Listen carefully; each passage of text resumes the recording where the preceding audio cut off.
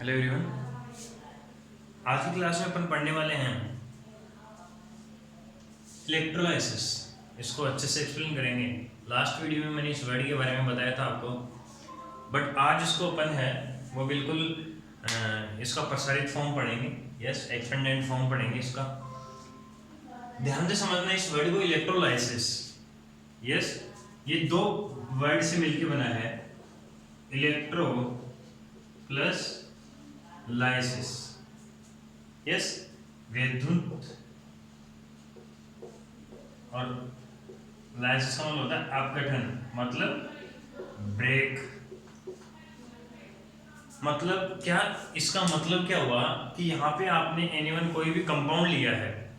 Yes, जैसे मैंने आपको दे दिया कि सल्फ्यूरिक एसिड है आपके पास में, H2SO4 है और उसका इलेक्ट्रोलाइसिस करना है। इसका मतलब आप वहां पे क्या करवाओगे कि उस सल्फ्यूरिक एसिड को क्या करोगे, करंट, उसके सॉल्यूशन में आप करंट पास करवाओगे, मतलब इलेक्ट्रिक करंट पास करवाओगे। और इलेक्ट्रिक करंट पास होने के बाद में वो कंपाउंड क्या होगा, ब्रेक होगा। यस, और इसी प्रोसेस को अपन क्या बोलते हैं, इलेक्ट्रोलाइसिस। मतलब इलेक्ट्रिक करंट पास करवा के किसी भी कंपाउंड को ब्रेक करना ही उसका इलेक्ट्रोलाइसिस होता है, विद्युत अपघटन होता है। ठीक है, अब यहाँ पे सपोज है कि मैं एक एग्जांपल ले रहा हूं।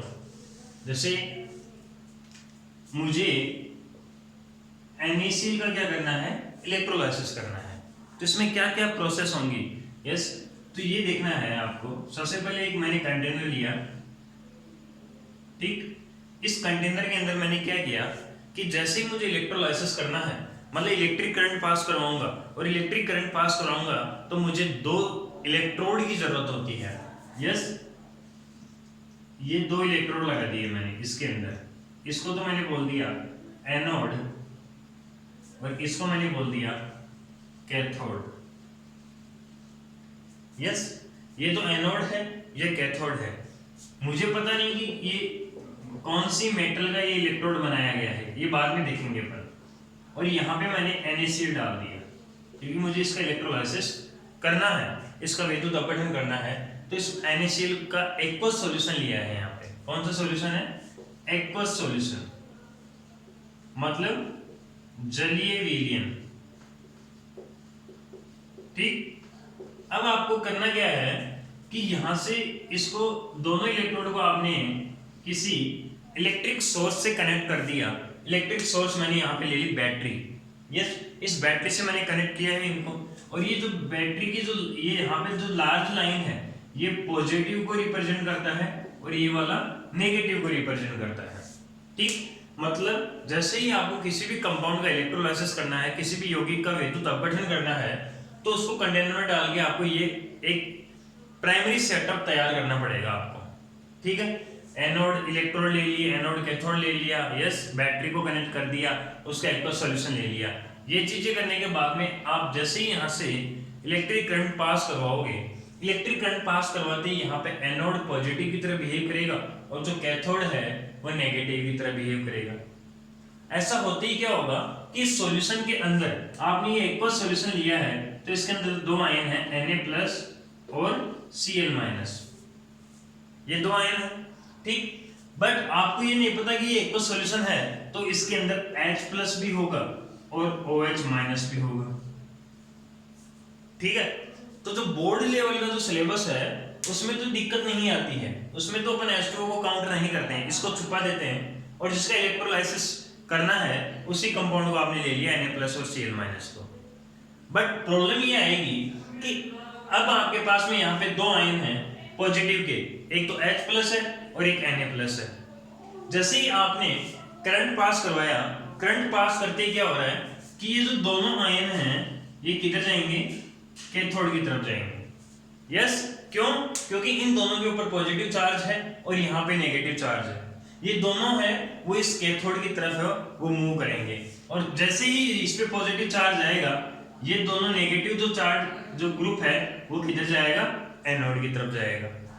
ये चीज समझ में आती है, मतलब पॉजिटिव आयन एक दूसरे को अटैक करेंगे, सिंपल सी बात है। तो ये पॉजिटिव की तरफ बिहेव करेगा तो ये दोनों इधर जाएंगे, नेगेटिव की तरफ बिहेव करेगा तो ये दोनों इधर जाएंगे। ठीक, कैथोड की तरफ।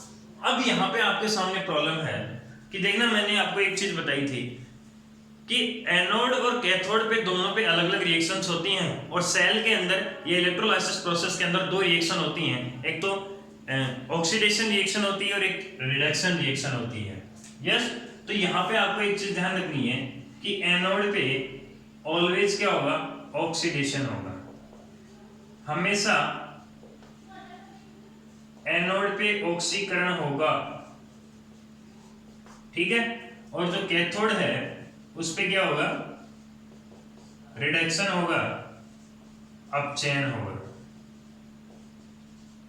ये चीज आपको ध्यान रखनी है और मैं इसको इस तरीके से याद रखूं, A for anode, O for oxidation, तो मैं एओ से इसको लैंड रखता हूं। यस, एओ से आपको ध्यान रखना है एनोड पर ऑक्सीडेशन होगा।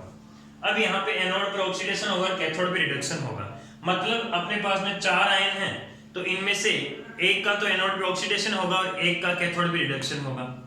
अब प्रॉब्लम ये है कि एनोड पे ये दोनों जाएंगे तो यहाँ से H+ का आप H+ का ऑक्सीडेशन कराओगे या Na+ का ऑक्सीडेशन करवाओगे, ये प्रॉब्लम आपके सामने है, ठीक है। ऐसे ही यहाँ पे OH- और Cl- है, वो एनोड पे जाएंगे तो OH- का ऑक्सीडेशन होगा या Cl- का, और ऐसे ही ये H+ और Na+ कहाँ जाएंगे, कैथोड पे, तो H+ का रिडक्शन करवाओगे या फिर Na+ का रिडक्शन करवाओगे, ठीक है। तो यहाँ पे ये दो प्रोसेस हैं। अब आपके सामने प्रॉब्लम है तो इसके लिए एक डिस्चार्ज थ्योरी है, उसका यूज करेंगे। डिस्चार्ज थ्योरी, ठीक है।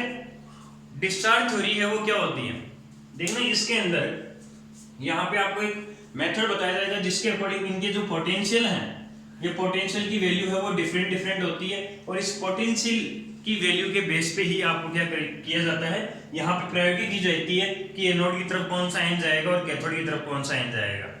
यस, तो ये डिस्चार्ज थ्योरी के अकॉर्डिंग अपन इसका डिसाइड करेंगे इसको, ठीक है। अब जो डिस्चार्ज थ्योरी है वो क्या बोलती है, यहाँ पे इस थ्योरी के अकॉर्डिंग जिस भी आयन का जो डिस्चार्ज जो पोटेंशियल है वो पोटेंशियल कम होगा तो वो आयन पहले रिएक्शन करने जाएगा। मतलब यहाँ पे आपके पास में H+ और Na+, ये दो आयन कैथोड पे जा रहे हैं, तो इनमें से H+ और Na+ में से जिसका पोटेंशियल, जिसका डिस्चार्ज पोटेंशियल कम होगा उस आयन का यहाँ पे रिडक्शन होगा। और ऐसे ही इनमें से OH- और Cl- में से जिस आयन का जो पोटेंशियल है वो कम होगा उसी का क्या होगा, यहाँ पे ऑक्सीडेशन होगा। ये अपन किसके अकॉर्डिंग पढ़ रहे हैं, डिस्चार्ज थ्योरी के अकॉर्डिंग पढ़ रहे हैं, ठीक है। तो यहाँ पे अब प्रॉब्लम ये आ रही है आपके सामने कि हमारे को कैसे पता चलेगा कि किसका पोटेंशियल ज्यादा है और किसका पोटेंशियल कम है, ठीक है। यस, तो इसके अकॉर्डिंग कुछ प्रीफर करेंगे अपन कुछ आयंस को कि किसका पहले ऑक्सीडेशन रिडक्शन होगा।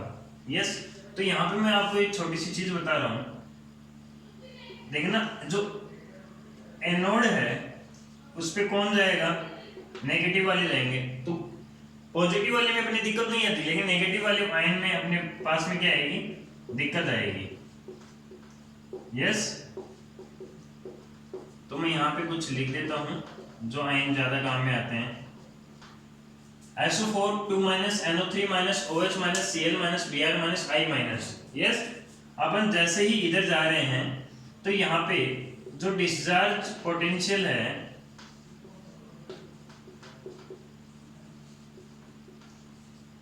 वो क्या हो रहा है, डिक्रीज हो रहा है।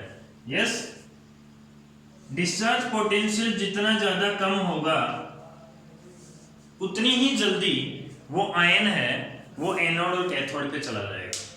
ये सबसे इंपॉर्टेंट बात है। अब एनाइन के लिए मैंने बता दिया आपको, मतलब अगर मान लो दो आयन, जैसे यहाँ पे OH- आ रहा है और Cl- आ रहा है, तो यहाँ पे आप किसको प्रीफर करोगे, Cl- को प्रीफर करोगे आप। क्यों, क्योंकि इसका डिस्चार्ज पोटेंशियल कम है तो यहाँ पे Cl- पहले जाएगा एनोड पे, ठीक है। अब बात आती है कैथोड की।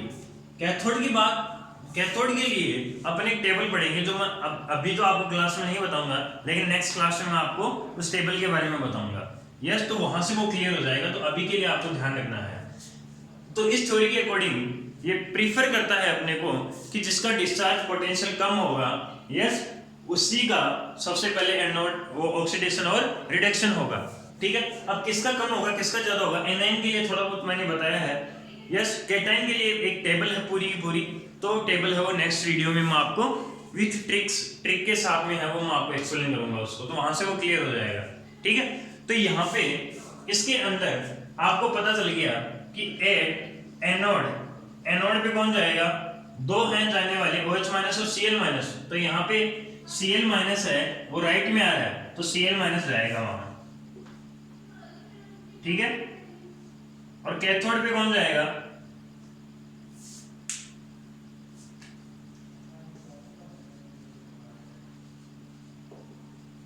कैथोड पे मैं बता देता हूं आपको, H प्लस और Na प्लस में H प्लस है, इसका जो पोटेंशियल होता है वो क्या होता है, कम होता है।